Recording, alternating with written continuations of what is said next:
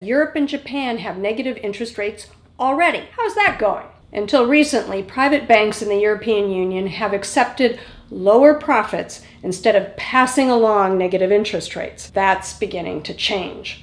Some private banks in Europe are starting to charge businesses that have larger deposits with negative interest rates.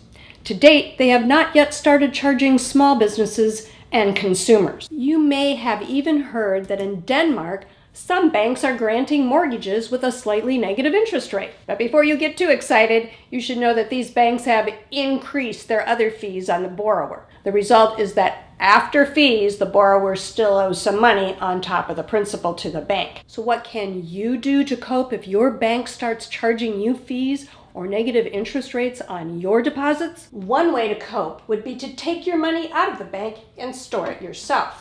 For example, you might keep your money in a safe at your home. There are risks to that, such as theft, but you might decide to accept that risk instead of the known fact that your money would be steadily declining due to fees if you keep it in the bank. The economists have been thinking about that likely behavior, though. They have an idea, unfortunately, to fight that. You may have heard of proposals to do away with cash. Well, that is one of those ideas. So you would not have the option to switch to cash to protect yourself. Even if cash isn't entirely eliminated, economists have another scary idea to punish you for using cash. You would have to periodically go to a bank and get your cash marked or stamped. You would have to pay a fee for that mark or stamp. If you did not comply, then your unmarked or unstamped cash would be void by law. For example, a store would not be able to accept it as payment. This is beginning to sound downright ominous. What else could you do to protect yourself? Well, you might decide to use your cash to purchase something that you think would hold its value. For example, real estate, stocks, collectibles such as art, stamps, antiques, etc., precious metals, and other items. You would be accepting some risk of decline in value with these alternatives as well. What more could you do?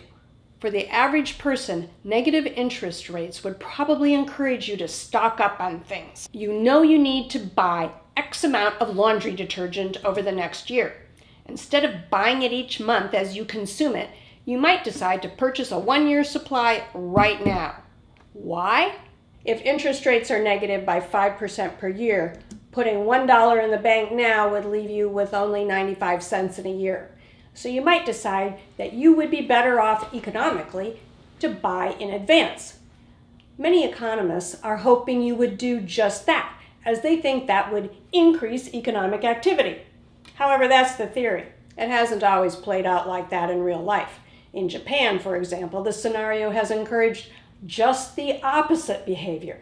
Consumers have cut their spending and increased their saving as they became even more concerned about the future.